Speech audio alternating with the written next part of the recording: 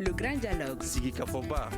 Edouani Wamakaran. Le Grand Dialogue, l'émission de débat du studio Tamani sur votre radio. Chenni Beri.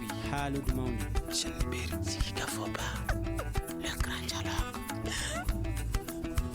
Le Mali va-t-il participer pour la première fois à une Coupe du monde de football? Réponse dans une dizaine de jours. Les Aigles du Mali et les Aigles de Carthage de Tunisie doivent livrer une double confrontation qualificative pour le Mondial Qatar 2022. Le match aller est prévu ce 25 mars au stade du 26 mars de Bamako et le retour 4 jours plus tard en Tunisie. Comment le Mali prépare ses matchs de barrage? Les Aigles ont-ils tiré les enseignements de l'échec à la CAN Cameroun 2021, une première qualification du Mali à la Coupe du Monde est-elle possible cette année? Éliminatoire mondial 2022, comment le Mali prépare la double confrontation contre la Tunisie? Nos invités sont Souleymane Diabaté, président de l'Union nationale des supporters des Aigles du Mali, Drissa Nyono, journaliste sportif à Radio Rempart, et Djelika Guindo, également journaliste sportive à Maliba FM et Talent Sport Mali. Je suis Sekou Gadjigo pour modérer ce grand dialogue. Mesdames, Messieurs, bonsoir et bienvenue. Le Grand Dialogue. Merci, chers invités, d'avoir accepté notre invitation. Je signale que la Fédération malienne de football a décliné cette invitation, indiquant que la communication est trop sensible en ce moment. Alors, Souleymane Diabaté, vous êtes le président de l'UNASAM. Comment les supporters maliens préparent cette double confrontation Mali-Tunisie? Merci beaucoup. Je tiens d'abord à saluer vraiment vos téléspectateurs, parce que là, c'est un événement exceptionnel, comme on le dit, parce que le Mali n'a jamais été aussi proche d'une qualification pour une phase finale. Donc c'est pourquoi nous, les supporters, on a pris ça au sérieux et on s'est mis au travail. Donc il y a à peu près 20 jours qu'on a mis une commission en place. Donc cette commission est en train de travailler, nous toujours, donc pour mettre en forme un programme donc d'ici le 25. Donc on est en train de préparer, parce qu'on a même commencé hier, donc les activités hier. Bon, je ne sais pas si vous êtes au courant, hier on a organisé une caravane à travers vraiment la ville, à travers toute la ville, et les images vont vous parvenir très bientôt. Donc c'est pour déjà dire à la population qu'il y a un événement spécial et que ça concerne pratiquement tous les Maliens. D'accord, ça c'est du côté des supporters. Mais vous, comment vous voyez la préparation de ce match, de cette double confrontation du côté de la fédération, du staff technique? Comment vous voyez la préparation? Bon, moi je pense que chacun doit jouer sa partition, parce que que ce soit la fédération ou la commission technique, tout le monde est conscient de l'enjeu. Donc chacun à son niveau doit mettre le paquet pour que vraiment la réussite va venir. Donc nous, à notre côté, on est là-dessus. Je pense qu'au niveau de la fédération également et au niveau de la direction technique, donc ils sont là-dessus pour que vraiment cette fois-ci, que le Mali vraiment aille à la finale. À la phase finale. D'accord. Djelika Guindo, vous êtes journaliste sportif. Vous étiez au Cameroun pour la couverture de la CAN Cameroun 2021. Depuis l'élimination du Mali à maintenant, comment vous appréciez le travail abattu par la fédération, le staff technique pour préparer cette double confrontation? Merci d'abord pour l'opportunité que vous nous offrez de nous exprimer sur cette double confrontation du Mali. Et bonsoir à tout le monde. On ne peut pas parler de la préparation, puisque, si j'ai dit on ne peut pas parler de la préparation, l'équipe n'est même pas réunie pour se préparer pour la double confrontation. Maintenant, pour ce qui concerne les alentours des deux matchs, nous avons vu que la fédération, dès la fin de la CAN, la fédération a animé une conférence de presse. C'est pour nous faire le bilan de la CAN. Et aussi, après ça, même si Magasuba n'a pas fait une conférence de presse après CAN, on peut dire que Magasuba s'est sorti de demander pardon. Tout ça rentre dans les alentours de la préparation de ces deux matchs. Et aussi, le fait de mettre en place le collège autour de Magasuba, ça aussi, ça fait partie des préparations, mais des préparations hors terrain, on va dire comme ça. Mais en tant que les joueurs ne se réunissent pas, qu'on voit je ne sais pas comment dire ça, qu'on voit comment ils préparent ce qu'ils vont nous montrer sur les terrains. Oui, mais est-ce qu'ils ont besoin de ça? Parce qu'ils ne seront pas les seuls dans cette situation. Je pense qu'aucune sélection n'a eu ce temps de regroupement. Est-ce qu'après la CAN, après avoir passé quelques jours ensemble à la CAN, est-ce qu'ils ne sont pas assez prêts pour affronter cette double confrontation? Oui, ils sont assez prêts parce qu'ils ont joué ensemble à la CAN, mais est-ce qu'ils seront ensemble pour les doubles confrontations? Ça, on ne sait pas. On saura demain, après la publication des listes, de la liste de Makasuba. Sinon, tant que l'équipe ne se réunisse pas et que les joueurs sont ensemble, on ne peut pas parler de préparation de l'équipe. D'accord. Drissa Nyono, comment vous appréciez les préparatifs de ces matchs de barrage? Bon, je pense que d'abord, la fédération a pris de l'avant. D'abord en organisant le 16 février cette conférence de presse par son président, je vais parler de Mamadou Touré Bavieux.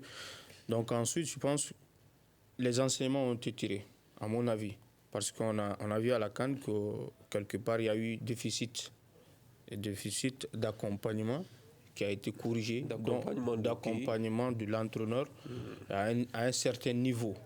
Parce qu'on a remarqué au sein de certains staffs, des anciens joueurs qui avaient apporté leur vécu aux joueurs qu'ils côtoyaient au fur et à mesure de la compétition. Et je pense que c'est vrai que même à côté de Fousseni, à côté de Makasuba, il y avait Fousseni, mais je pense qu'au-delà de Fousseni, s'il y avait également d'autres anciens joueurs qui pouvaient apporter également leur discours, surtout lors de la mi-temps, ça pouvait changer quelque chose. À mon avis, je pense que la fédération a quand même pu tirer cet enseignement-là.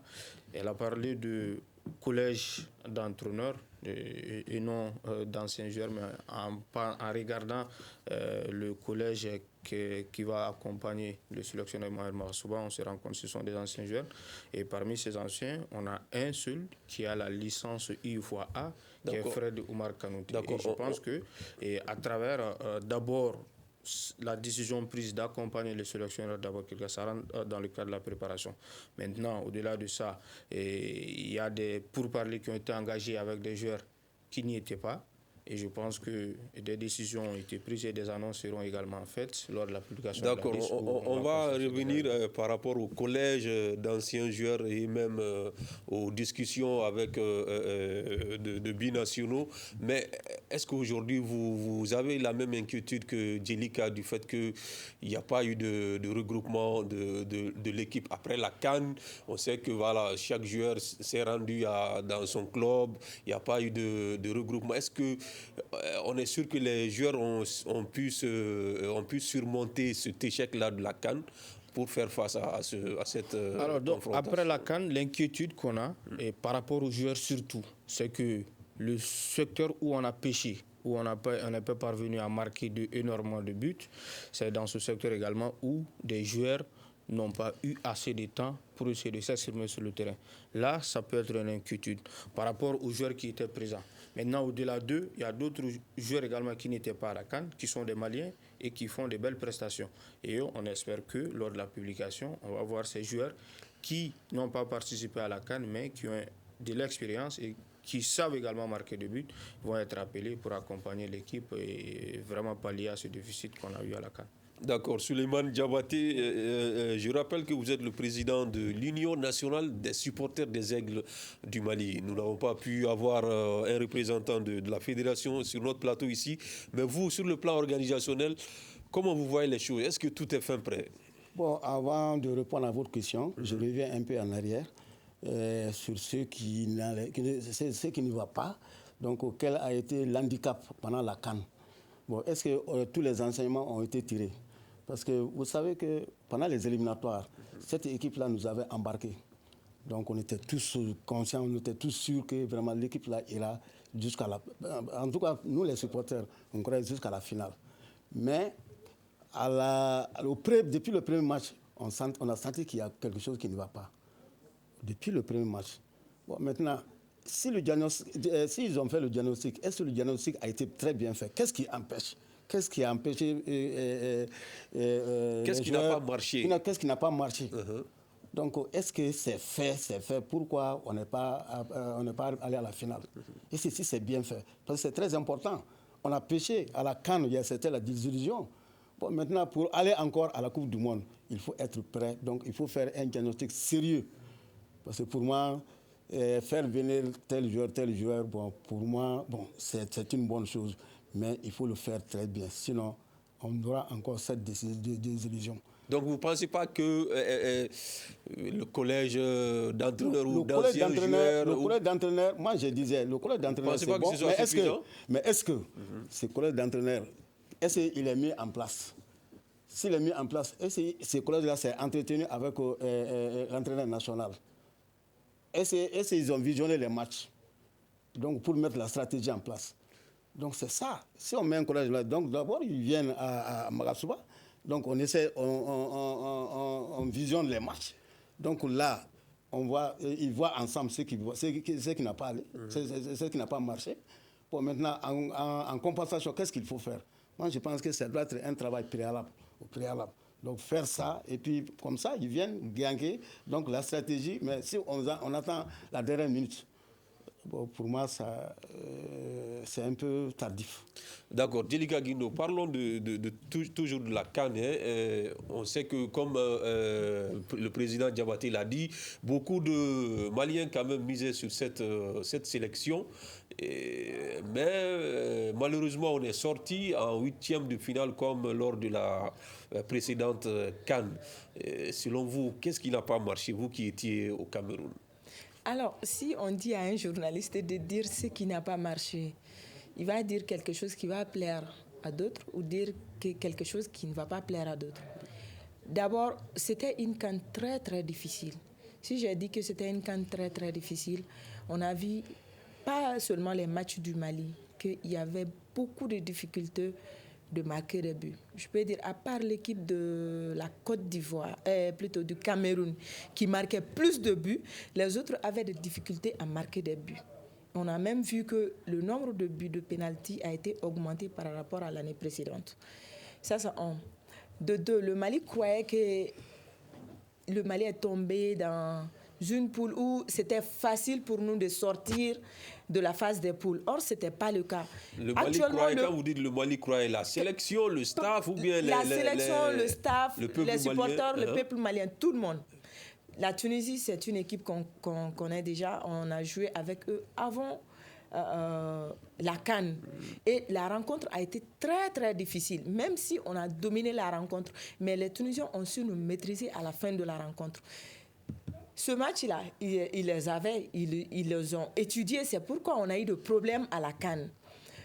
La Mauritanie était tellement facile que, voilà, on a pu prendre des points là-bas. Et on a marqué des buts sans... même si on a marqué un penalty là-bas aussi. Mais imagine, les buts qu'on a marqués, c'était sur penalty. C'est vrai, ça fait partie des systèmes de jeu et tout. Mais une équipe qui ne marque pas n'ira nulle part. Donc le problème, c'était le fait que l'équipe ne marque une pas. Une attaque efficace. On ne peut pas dire que l'équipe ne joue pas. L'équipe joue, parce que si tu quittes ton camp pour aller dans le camp adverse, ça veut dire que tu joues. Mais le fait que tu joues, tu ne marques pas, ça sert à quoi? Le problème n'est pas de produire le bon jeu à la CAN ou ailleurs, dans une compétition. L'esprit qui doit être ancré chez les joueurs, c'est de marquer le but et de gagner. Si tu produis le bon jeu, ça va te servir à quoi? Tu vas sortir. Est-ce que c'est parce qu'on n'a pas de buteur? Je ne sais pas. Et pourtant, les joueurs qu'on a marquent dans leur club à l'extérieur. Mais pourquoi ils ne marquent pas chez nous? Ok, on va demander à Driss Agnon aussi. Lui, il a peut-être une explication à cette inefficacité de l'équipe malienne. Bon, l'explication, c'est un déficit d'expérience. Parce que quand vous regardez le secteur offensif, les attaquants qu'on avait, surtout l'attaquant titulaire, c'était sa première participation à une phase de CAN. Et il y a également El Bilal Touré qui revenait en seconde position. Lui, il a pris un carton rouge depuis sa première sortie. Il y a Khalifa également qui était prévu, mais c'est vrai, il a duré avec l'équipe, mais il n'a pas été productif. Donc, on peut parler de l'inexpérience, surtout au niveau de la pointe de l'attaque. Maintenant, en partant également à la CAN, on avait des joueurs qui, à un moment donné, n'avaient pas ce temps de jeu conséquent qu'ils avaient avant. Et il faut le dire, c'est vrai, c'est un fait. C'est vrai, ça a touché également énormément de clubs avant le début de la compétition. Il y a eu également des problèmes de préparation, il faut le dire. Donc, à rassembler tout ça là, donc ça veut dire que quelque part, le manque de préparation conséquent que l'équipe devrait avoir ou bien se frotter à d'autres formations a manqué, et l'inexpérience également des joueurs est rentrée quelque part en jeu, et voilà, on a eu des difficultés devant. Mais par rapport à ça également, il faut dire qu'il y a certains choix, il faut le dire, et qui ont également de l'entraîneur qui ont également impacté sur le niveau de jeu de l'équipe au fur et à mesure de la compétition, et ça a eu également des conséquences, et on a eu qu'en fin même de jeu contre la Guinée équatoriale, et c'est les Guinéens même qui commençaient à nous dominer, et voilà. Donc c'est rassembler tout ça là, et que je peux dire que quelque part l'inexpérience et surtout les choix effectués par le coach ont eu un impact sur le résultat du Mali. Donc on peut dire que cette initiative de mise en place de collèges d'anciens joueurs là n'est pas mauvaise en soi, ça pourrait apporter un plus.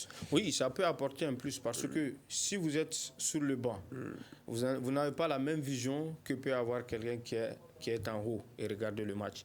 Et lui, sa vision de voir les choses, surtout le placement de l'adversaire par rapport à votre position de balle dans le vestiaire, il peut également recadrer ça à travers un discours ou dans la production de jeu, ça peut vous servir dans le jeu.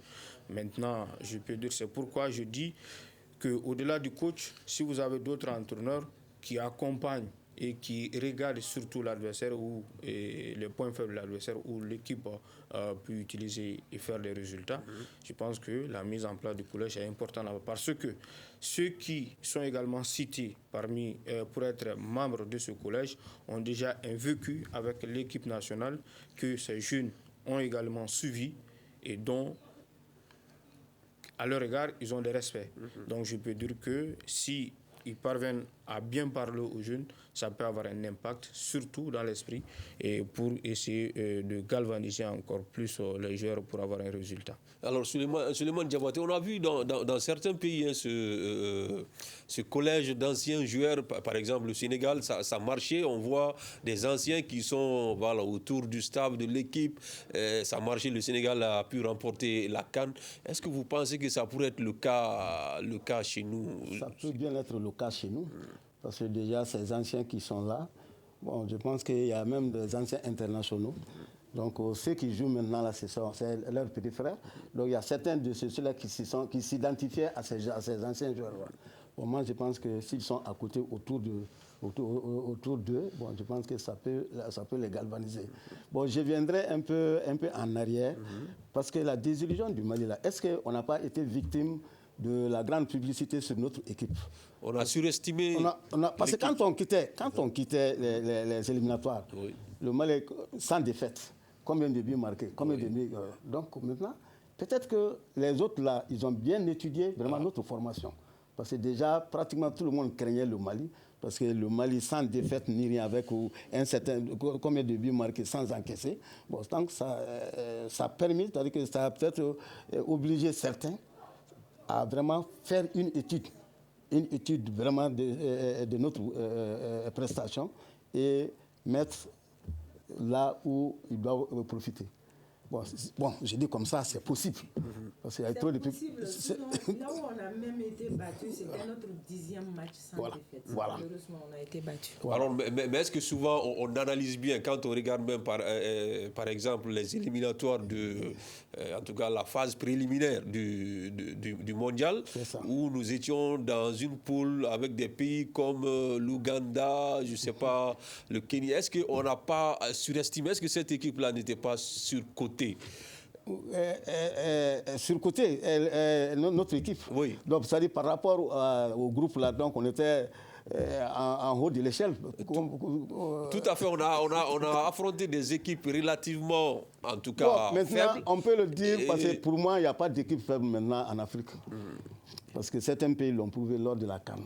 Ceux qu'on dirait comme faibles là, ont posé d'énormes problèmes à des équipes. Donc pour moi, vraiment, il n'y a pas d'équipe faible maintenant en Afrique. Voilà, donc tout le monde doit travailler. D'accord. Alors, je reste avec vous, Diabaté. Oui. On sait qu'après l'élimination de la CAN, en tout cas, certains n'ont toujours pas pu digérer cette élimination à la CAN Cameroun 2021. Il y en a qui disent déjà qu'ils ne feront pas le déplacement le vendredi prochain pour supporter les Aigles du Mali. Vous qui êtes le président des supporters, comment vous allez faire pour mobiliser? Donc non, ils n'ont qu'à partir. Donc cette fois-ci, je pense que ça sera bon. Donc on a fini avec la CAN.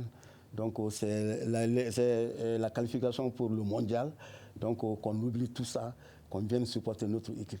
Je pense que si on vient supporter les jeunes là, ils vont faire feu à Bamako ici. Parce qu'ils sont même conscients. Parce qu'ils ont lutté, bon, ils savent ce qu'il y a, Parce que là, les supporters sont fâchés contre eux. Donc maintenant, il faut les satisfaire. Donc il faut les satisfaire pour que vraiment, dorénavant, qu'il y ait ces mariages-là. Donc ils ont aussi un devoir à remplir vis-à-vis vraiment du public. Donc ils sont conscients de ça. Donc moi, je pense qu'ils vont mouiller le maillot. D'accord. On a déjà abordé le sujet, le collège d'anciens joueurs. C'est le mercredi 16 février dernier que le président de la FEMAFOOT l'a annoncé. Une décision prise après réflexion de tous les membres de la fédération, selon Mamoutou Touré, dit Bavier, que je vous invite d'écouter. Il est au micro de Oumar Ouaïgalou. La Coupe d'Afrique a été un échec. Aussitôt éliminé au Cameroun, nous avons tenu une petite réunion avec les membres du comité exécutif qui étaient là-bas pour échanger et faire en sorte que nos propos ne créent plus de problèmes par rapport aux joueurs. Et quand nous sommes venus à Bamako, on a tenu une réunion avec l'ensemble des membres de la fédération pour analyser de façon objective, pour préparer les 2 matchs contre la Tunisie. Mais le point essentiel sur lequel nous avons convenu avec l'entraîneur, nous avons proposé qu'on crée un collège autour de l'entraîneur qui va appuyer techniquement pour ces 2 matchs. Alors, ce collège d'anciens joueurs, on l'a dit, c'est composé d'anciens joueurs. La majeure partie n'ont pas de diplôme d'entraîneur pour le moment. Voilà. Est-ce que vous pensez que la mayonnaise va pouvoir prendre avec le staff technique pour ce petit temps avant la rencontre de vendredi prochain? Parce que déjà, on ne sait pas, on ne connaît pas les rôles, en tout cas officiellement, on ne sait pas qui va faire quoi, quel va être leur rôle au sein du staff. Ouais, c'est ce que je disais. Moi, d'abord, jusqu'à présent, moi, je ne connais pas les noms de ces collèges-là, les noms des anciens joueurs retenus. Oui. Bon, c'est ce que je disais. Je disais, au lieu d'attendre, il faut dès maintenant, d'ici vraiment le match, que l'entraîneur se réunisse avec vraiment ces staffs-là, donc voir comment ils doivent préparer. Ce n'est pas à nous de le dire. Donc, entre eux, donc, ils peuvent se partager des tâches. Donc, moi, j'ai fait ça. Moi, je prends, par exemple, l'attaque ou bien la défense, ainsi de suite. Si je vois des défenses, donc, je propose. Donc, ça, c'est entre eux. Donc, il faut que... C'est pour ça que j'ai dit qu'il faut d'abord travailler en amont. Parce qu'on ne peut pas les amener le jour du match, allez, bon, vous êtes collègue d'entraîneur, donc assistez l'entraîneur. Je ne sais pas comment ça sera la cacophonie, pour moi. D'accord. Voilà. Djelika Guindo, est-ce que ce travail a été fait ou bien a commencé? Bon, on peut dire que le collège a déjà commencé à travailler parce que sur les réseaux sociaux qu'on ne doit pas trop se fier, on voit des noms qui circulent partout, comme quoi ils ont été convoqués, ils ont répondu à la convocation. Surtout quels sont ces noms-là? D'abord, il y a Néné Dongeres. Néné, tout le monde connaît Néné. Non, je parle des anciens joueurs qui seront appelés en renfort. Des anciens joueurs qui seront rappelés en renfort. Au niveau du collège, il y a Seydou Kanté, il y a Seydou Keita, autant pour moi, il y a Cédric, il y a Frédéric, il y a Momo aussi. Je pense que c'est ces noms-là que j'ai pu maîtriser, les 4 noms concernant le collège que j'ai maîtrisé. Même s'il y a un autre, je ne maîtrise pas beaucoup son nom. Les gens disent qu'il va venir, d'autres disent qu'il ne va pas venir. D'accord. On a vu Cédric Kanté ici récemment. Oui, il a même participé. Qui était avec le ministre des Sports, le président de la fédération. Mais est-ce que les autres ont déjà confirmé et puis quel va être leur rôle? Drissa Dioro. Alors, pour le moment, les rôles n'ont pas été définis comme a soulevé le président des sporteurs. Maintenant, ce qu'il faut, c'est que le premier rassemblement, surtout avec les joueurs, et ce collège annoncé sera fait le 20. C'est le 20 mars qui a été annoncé, où ils vont se rassembler à Kabbalah. Maintenant, par rapport au collège, c'est vrai, comme elle a dit, il y a ces 4 noms qui ont été cités. Et Momo Sissoko, Frédéric Oumar Kanouté, Cédric Kanté et Seydou Keïta. Maintenant, comme je le disais tantôt, il y a, parmi ces joueurs, il y a seul Frédéric Oumar Kanouté qui a une licence UEFOA A, considéré être un entraîneur. Donc, quand vous regardez le staff technique malien également, quelque part, si on n'a pas marqué de but, bon, on ne savait pas qui apprenait au jeu. C'est vrai que même s'il peut marquer, mais comment se contenir ou bien comment se placer derrière comme ci, comme ça, ou pour marquer un but, je pense que ces consignes de la part de Kanouté peuvent beaucoup apporter à des jeunes joueurs comme Ibrahima Koné ou d'autres attaquants. Alors, ce sont ces 4 noms qui ont été annoncés et comme elle voulait le souligner, ils ont participé à leur niveau quelque part dans les choix que devraient également effectuer les sélectionneurs en fonction des joueurs disponibles maliens qui peuvent également venir apporter leur expérience à l'équipe nationale. Et on va également remarquer ça demain ou soit le samedi dans la convocation des joueurs annoncés par Mohamed Marassouba. En tout cas, pour le moment, dire que tel joueur va occuper tel poste ou tel poste, rien n'a été officiellement, en tout cas pour le moment, défini pour le moment. D'accord, on attend la liste de Marassouba, vous l'avez dit, demain ou après-demain, d'après les informations qu'on a. Mais est-ce que vous pensez aujourd'hui que l'équipe malienne a besoin de renforts et dans quel compartiment? Exactement, l'équipe a besoin de renforts au niveau du secteur offensif. Quand vous regardez aujourd'hui par rapport aux joueurs disponibles, vous avez Adama Traoré qui est considéré être le meneur du jeu, il est blessé. Moussa Doumbia, depuis la fin de la CAN, c'est 17 minutes seulement de jeu. Moussa Djenepo, entre tout, c'est 50 minutes de jeu. El Bilal Touré, attaquant, est blessé. Ensuite, Ibrahima Koné, c'est vrai, il marque, mais il n'est pas titulaire à Lorient. Donc quand vous regardez tout ça, vous vous dites que forcément, quelque part, il faut des joueurs qui ont du temps de jeu et qui peuvent également s'exprimer sur le terrain. Maintenant, au-delà de eux, il y a quand même 2. J'ai parlé d'Ibrahim Koné qui joue, mais il y a Adama Traoré Malouda qui joue avec Chérif Tiraspol. Il a participé à des compétitions européennes. Mais aujourd'hui, il y a des anciens qui étaient là, qui ont également participé à un niveau aux éliminatoires de la CAN, mais qui, depuis 2019, ne sont plus là, qui ont été également appelés. Qui sont ces anciens? Ces anciens, il s'agit de Ablay Djabi, et le capitaine qui n'était pas là depuis 2019. D'après des informations, surtout des joueurs, des amis proches de lui, il a accepté de venir jouer avec l'équipe nationale. Alors il y a eu des discussions avec Moussa Marega qui était sceptique à venir jusqu'à présent. Mais hier, nous avons des informations comme quoi que dans les heures à venir, il doit donner également sa position finale sur son retour ou pas. Et on va également le savoir demain ou après-demain dans la convocation de la liste. Donc, voilà, donc oui, ce sont des jeux. Maintenant, sur le secteur offensif, moi je dis parce que quand vous regardez et à la défense et au milieu de terrain, on peut dire qu'on a des joueurs confirmés et avec l'embarras même du choix concernant les joueurs au milieu de terrain. Maintenant, il y a d'autres joueurs qui ont été cités également comme Salou Guindo.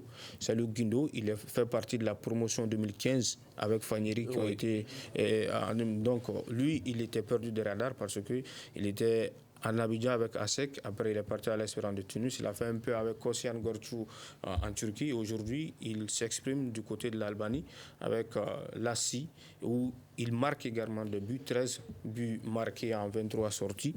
Je pense que ce sont des joueurs également qu'on peut faire appel et qui peuvent également venir apporter leur savoir-faire à l'équipe nationale. Sinon, c'est le seul point au niveau de l'équipe nationale du Mali où moi-même j'ai des inquiétudes, c'est le secteur offensif. D'accord. Souleymane Diabaté, ce sera la Tunisie qu'on a battu à la CAN.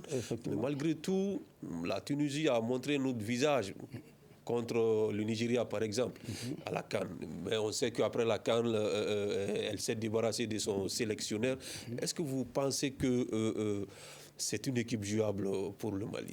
Pas pour la Tunisie est une équipe jouable. Bon, c'est pas maintenant. Si vous vous rappelez, à la CAN 94, le premier match, c'était la Tunisie contre le Mali. Et vous avez vu, on a battu la Tunisie. Donc là, il y a cette psychose-là qui est là encore entre nous, entre la Tunisie et le Mali. Et même la CAN dernière, la CAN là, bon, Djelika l'a dit, on a pratiquement, parce que les Tunisiens avaient peur, on a dominé les débats. On a dominé les débats parce que ça, ils avaient peur. Nous, ces jours-là, comme il l'a dit, si on avait vraiment des vrais attaquants, des grands attaquants, on aurait pu marquer 3 à 4 buts contre la Tunisie. Donc, ils avaient peur.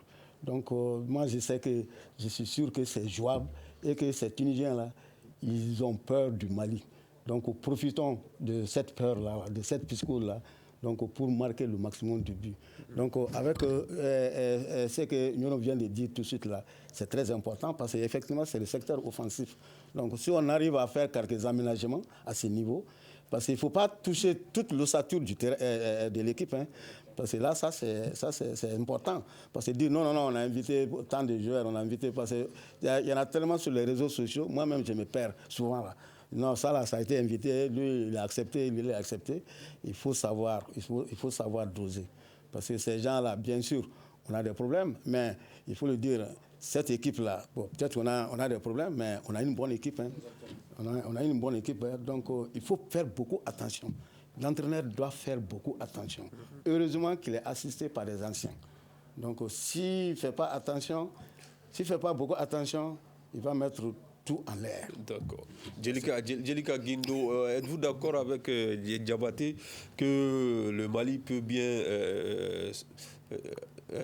battre la Tunisie, on le dirait comme ça? Ça va être très difficile, que le Mali bat la Tunisie. Si j'ai dit ça parce qu'on a déjà joué contre la Tunisie avant la CAN. La Tunisie avait peur de nous pendant la CAN, mais là on a joué ensemble. Et on sait comment le match s'est terminé. Et là, on doit jouer pour l'éliminatoire de la Coupe du Monde. Donc, les rencontres vont être très, très difficiles. La Tunisie est une équipe qui connaît très bien le Mali.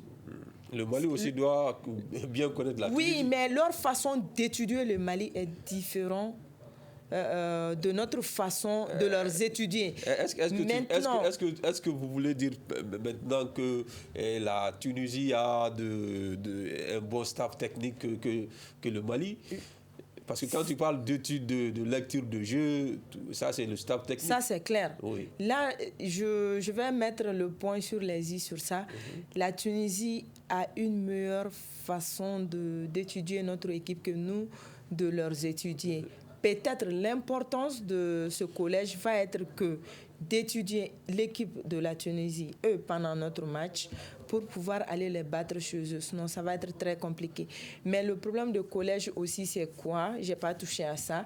Si on voit sur les réseaux sociaux les noms qui ont été cités, qui ont été convoqués et venir, Magasuba, en tant que Magasuba, ne va jamais les appeler. Ça, c'est clair. Ça veut dire que le collège a déjà commencé à appeler ses joueurs.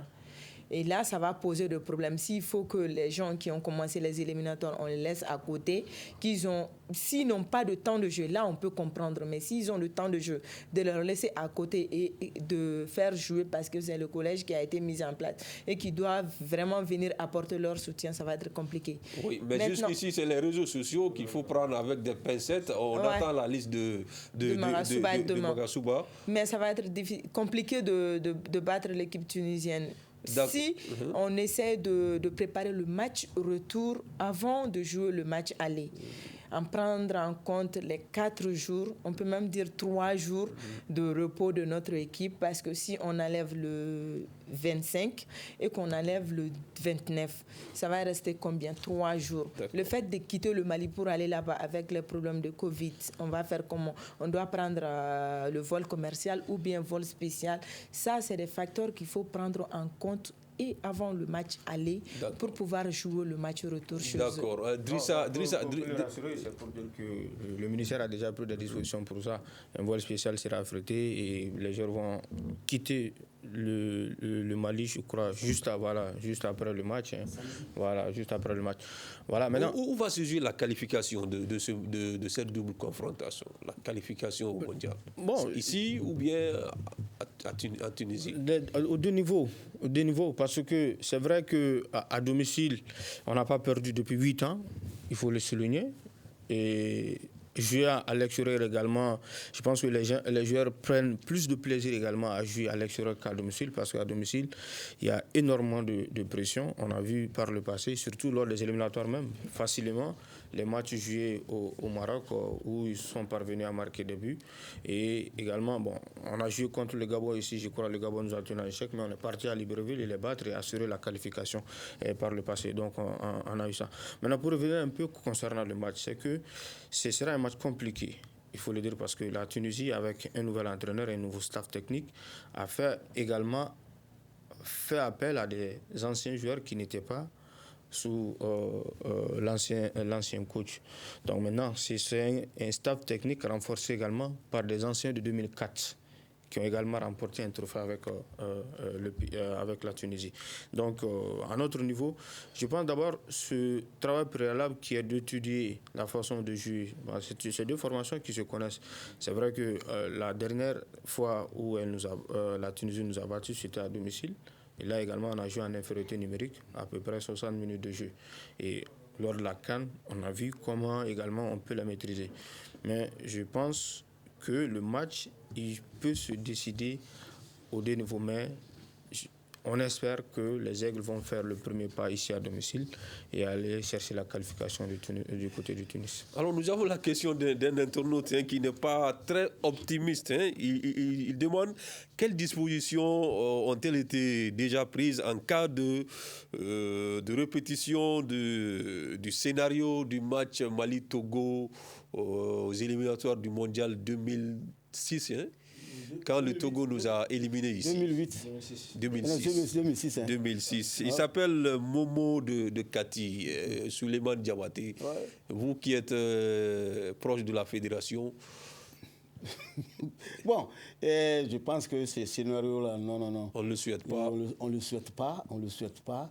Parce que c'est pourquoi je dis que les joueurs ont une dette envers parce qu'ils ont tout ça en tête. Donc, un déclic ici, là. Donc, ça peut amener vraiment des agissements. Donc, je ne pense pas que cela se répète ici. Parce que déjà, moi, je suis supporter. Je vous dis, nous, on va gagner ici. Voilà, donc il n'y aura pas de problème. Et les gens vont fêter. D'accord. Voilà. Soyons optimistes. Exactement. Voilà. Il faut qu'on soit optimiste. Vous allez gagner ici. On va parler du match retour aussi. Est-ce que vous avez l'assurance que vous pourrez mobiliser assez de supporters pour aller les soutenir? Non, on va mobiliser parce que je sais qu'en Tunisie, il n'y a pas tellement de Maliens. Il y a quelques étudiants. Là, quand même, parce que nous dépendons aussi du ministère des Sports. Parce que là, avec un affrètement, moi, je pense qu'on peut faire déplacer quelques supporters. Donc, pour aller vraiment encourager vraiment les joueurs là-bas. Donc, c'est possible. Mais La solution, c'est au niveau du département. On a déjà fait la demande. On attend. Voilà. Bon, maintenant, en ce qui concerne ce qu'ils ont dit, ce que Djelika a dit, par exemple, donc ce que lui a dit, c'est-à-dire il faut faire le maximum ici. Donc maintenant, le maximum, maintenant, le match retour, ça sera un travail technique. Un travail vraiment technique. Donc au vu du résultat de Bamako, vraiment, les encadreurs là doivent vraiment faire un travail énorme. Comment vraiment maintenir, comment briser vraiment l'élan vraiment des Tunisiens là-bas. Donc pendant ces 2 ou 3 jours là, ils doivent énormément travailler. Donc voir les moyens, comment vraiment contrer vraiment au vu du résultat de ça. D'accord. Nous voyons que quand même les joueurs sont déterminés pour ces 2 rencontres. On a vu des internationaux qui sont en train d'acheter des billets pour les offrir aux supporters pour qu'ils puissent aller les soutenir. Est-ce que c'est une bonne initiative, vous, en tant que président? Vraiment, c'est une première cette fois-ci. Bon, c'est une première. Hein. Qu'est-ce que ça vous inspire? Ça montre maintenant, c'est très bon. Ça montre que vraiment, tout le Mali, surtout au niveau des joueurs, des anciens joueurs, ils commencent à s'intéresser vraiment au football malien. Parce que c'est très important. Et on a vu ça dans certains pays. Tout dernièrement à la CAN. Sadio Mané, il a fait déplacer 50 supporters à ses frais.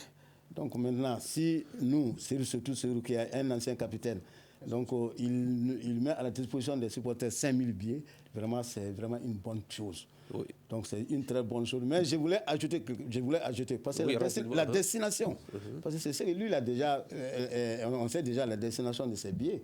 Parce que comme il dit qu'il va donner ça aux 6 communes. Donc moi je dirais que c'est une bonne chose. Hein. Pour moi je sais que nous les supporters, on est avec ces joueurs-là partout. Partout où ils vont, on se débrouille, on se déplace pour aller les supporter. Donc les billets là, ce n'est pas à vous qu'on va les remettre? Non, ce n'est pas à nous. Il y a déjà, ce n'est pas à nous. D'accord. Bon, et le billet de l'autre là, de mon petit chien là, lui, il a déjà donné ça à ses fans. Oui. Donc à ses fans. C'est seulement les billets de Munkoro. Donc il a dit destiné aux supporters. On ne sait pas quand. Parce que nous, on n'est pas associés vraiment à la distribution de ces billets là. Bon, parce que nous connaissons, nous connaissons les vrais supporters. Les vrais supporters, il ne s'agit pas de distribuer ça aux gens qui vont aller s'asseoir. Il faut vraiment faire bouger la tribune. C'est très important. D'accord. Djelika Guindo, qu'est-ce que ça vous inspire? Tout de suite, je vous donne la parole. Djelika Guindo, le fait que des joueurs en activité et même des anciens joueurs aussi offrent des billets aux supporters, qu'est-ce que ça vous dit? Ça montre qu'ils sont vraiment déterminés? Oui, ils sont déterminés, ils veulent que le Mali, la population... Ils veulent faire oublier l'échec de la CAN. Oui, l'échec de la CAN pour que les gens puissent sortir et aller leur soutenir. Mais le problème de distribution des billets, c'est quoi? Comme le président des supporters l'a dit, Seydou Keïta est allé voir la fédération pour dire tel billet je vais acheter, je veux que ça soit distribué à ce niveau. Pour ce qui concerne Moussa Djenepo, on peut dire qu'il a fait de bonne volonté, il a fait pour ses fans, mais est-ce qu'on ne va pas mettre l'accent sur lui, ses billets? Est-ce qu'il n'a pas fait pour influencer un peu le staff à le sélectionner? On sait très bien qu'il n'a pas de temps de jeu depuis la CAN jusqu'à maintenant. Ça nous donne à réfléchir. Oui. Le fait de distribuer les billets comme ça n'influence pas sur le sélectionneur pour qu'on puisse les sélectionner. Est-ce que ça doit avoir une influence? Ça doit pouvoir influencer le sélectionneur, Drissa? Je ne pense pas. Je ne pense pas. Parce que bon, il faut le dire, hein, au-delà de tout, c'est un cadre de l'équipe, même s'il est en difficulté aujourd'hui. Et c'est un cadre de l'équipe, il a fait de façon volontaire. Et bon, je ne sais pas ce qui l'anime à le faire. Ses gestes, mais pas au niveau du football. Moi, je ne peux pas le juger de telle sorte, mais quand même, il faut dire que c'est un très bon geste et qui peut également permettre à d'autres d'aller regarder et soutenir les Aigles au stade 26 mars. Alors, Mali-Tunisie, c'est le 25 mars au stade du 26 mars pour le compte du match aller des barrages qualificatifs pour le mondial Qatar 2022. Le match retour, ce sera le 29 en Tunisie. C'était le débat du grand dialogue de ce soir. On parlait de la préparation de ces deux rencontres avec nos invités que nous remercions ici, Souleymane Diabaté, président de l'Union nationale des supporters du Mali, Drissa Nyono, journaliste sportif, et Djelika Guindo, également journaliste sportive. C'était à la présentation de ce grand dialogue Sekou Gadjigo, mise en onde Mamadou Ouattara, régie vidéo Gagny Kanté. Merci à toutes et à tous et nous souhaitons bonne chance aux Aigles pour ce premier match le 25 mars prochain et à demain pour un autre numéro du grand dialogue. Le Grand Dialogue. Le Grand Dialogue, l'émission des débats du studio Tamani sur votre radio.